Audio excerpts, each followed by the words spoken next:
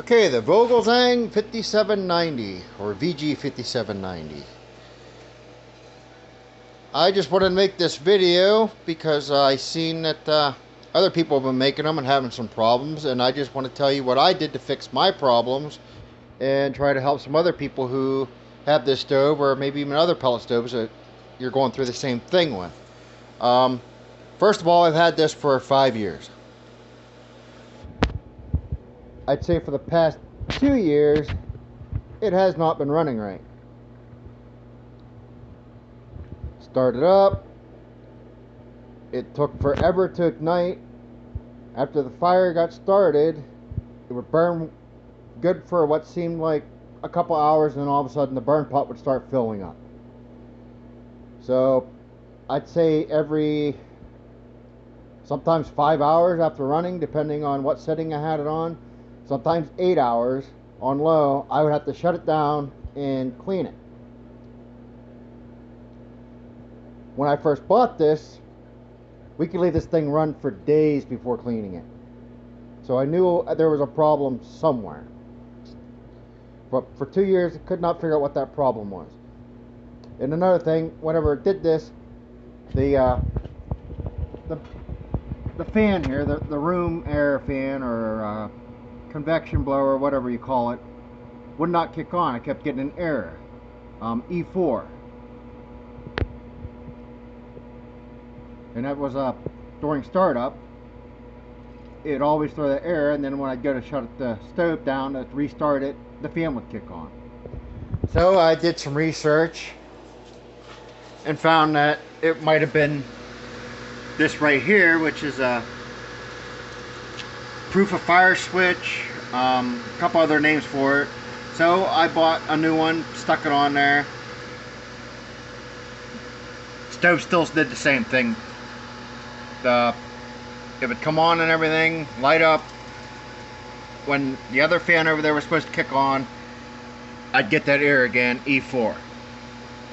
So I thought, well, maybe I got a bad switch. So I went and I bought another one, stuck it on there. After sticking that on there, I started it up, and the blower fan came on when it was supposed to come on, but that was the only time it did it. Still having problems with the burn pot filling up, everything else. Could not figure out the problem. It was driving me crazy. I was about ready to take a freaking sledgehammer to this thing. I knew I had good pellets, everything. I tore the motor off, cleaned it, even though I just did that in the fall and I hadn't even got a week running out of it.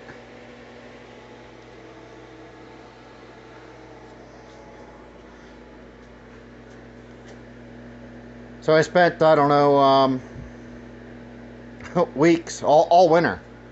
I mean, we're in January now, middle of January, and I spent all winter trying to figure this thing out. Finally, I was thinking, maybe the problem is airflow. Because whenever the burn pot would fill up, I would move the hopper in the back, or not the hopper, but the cold air, I would move that over, sometimes as far as it would go, to see if the burn pot would burn down and the stove would shut off on me. Had nice fire in there and everything else, the stove would just shut right off. So I tried all different settings with the air and everything, still same problem. So that's what got me thinking maybe it's airflow. So what I did was I took my my vacuum right there, took it outside, hooked it up to an extension cord. I stuck the hose into the exhaust vent outside, and then I took tape and I taped it around there until I got a really good seal. Then I had my wife come down here and open the door on the stove, and I turned that baby on, and let me tell you, it looked like a diesel engine out there running for, it seemed like ever. I could not believe the amount of crap that was coming out of that pipe after just being cleaned and not even having weeks running out of it. So anyway, what I did was I left it run until the air coming out of the back of the vacuum cleaner was clear. I also took the filter out of the vacuum cleaner to get maximum airflow through it. Another thing I did this year, just this year, I ran this thing for 4 years without putting one of these in. I finally did. I makeshift it. I just I glued a board to a window that's right there. Cracked the window as far as it'll go. It gets enough air in there. But I glued that up there with foam. Sprayed it on the board, left it on there until it was just starting to become tacky, and then I stuck it up there and held it up there for about 20 minutes, and it stuck. It's probably going to be a hell of a job getting it back off there, but whatever. But anyway, after doing all that, I come back down here, fired the stove up.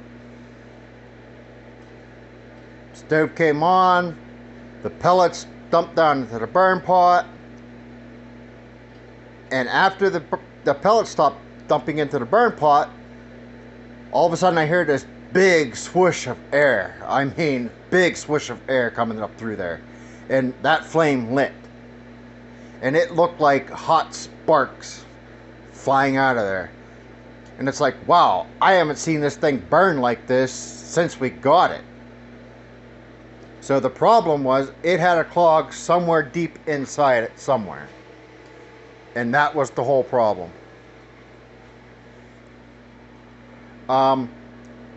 Very good way to clean the stove. But like I said, if you do that, have somebody at the same time open the door. It might even help to open and shut the door a few times as you're doing that. I've seen people do it on YouTube with leaf blowers too. The only thing I would recommend, as others do, is you disconnect this hose right here off of that switch, because you can actually mess that up. Now another thing I'm going to tell you about, after 5 years I've learned a little bit about pellets, which we have over here.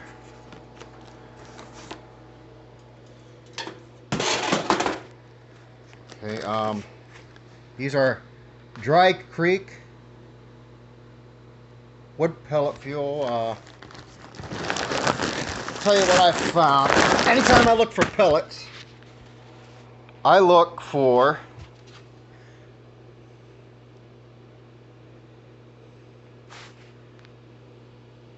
one is your moisture. Moisture on these is a little higher than what I like, but these seem to burn really well. I like it to be at least 5. But right here is what I look for. 2% or more of vegetable oil. Every pellet that I burn to my stove that has vegetable oil in it seems to burn hotter and better.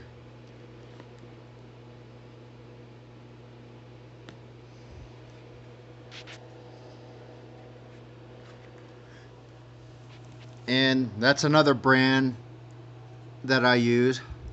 These are $6 a bag, this brand here. I got these because they were a little cheaper, and they do have the additive of the vegetable oil. These do not. These are just hardwood pellets. But when it comes to pellets, when buying pellets, one thing I can tell you, and this is what I've learned after 5 years of owning a pellet stove, is you want to look for pellets that are light in color. You don't want a lot of black specks in your pellets. So the lighter you get in color, the better you're going to have. And of course, you know, keep them in a dry place with not a lot of humidity. Don't store them outside. If you do, cover them up, but I wouldn't recommend having them outside. I do know people who do, but I wouldn't do that. Because once these things get wet, they're ruined.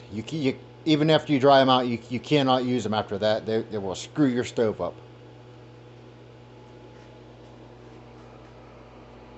But anyway, I hope this video helps some people. That thing there, I just have that on there because this is in our basement, and it just reflects the air up to the ceiling, and it seems like it's been doing a better job of heating our upstairs, because I really don't need a lot of heat in our basement. But I have fans, you know. There's one, and then I have another one, and we always leave our basement door open. So it seems to bring a little bit more heat upstairs that way. It's according to this, it's 70. Down here, it's about 68 in one room, and in our hallway where this is actually at, it's probably 70, maybe a little bit more. But anyway, yeah, that's my video on my pellet stove. I hope it helps people. Let me know what you think, if you have any questions, even problems. I mean, I've learned a lot about this thing over the years. Yeah, get in touch with me. Maybe I can help you out. But yeah, from your flame in these stoves, you want it to look like almost like hot white sparks flying out of there. Not too much, but on one, we leave our damper, the airflow in the back, we leave it all the way off, because if I turn it up any further, the stove can't keep up. It will actually burn itself out. So on 3, which we usually don't have to go above 3 with this stove because we have a small house, but right now it's on 2. That seems to keep the house nice and comfortable. If I want a little bit warmer, I will turn it up to 3. Sometimes I'll do that when it's real cold outside. Leave it on 3 for a couple hours before bedtime, then turn it back down to 2, and that seems to keep the house pretty warm through the night too. But yeah, we hardly ever run above 2 or 3. Matter of fact, I don't think I've ever ran this 4 or 5. So trying to think if there's anything else. If there is, I'm sure I'll post it.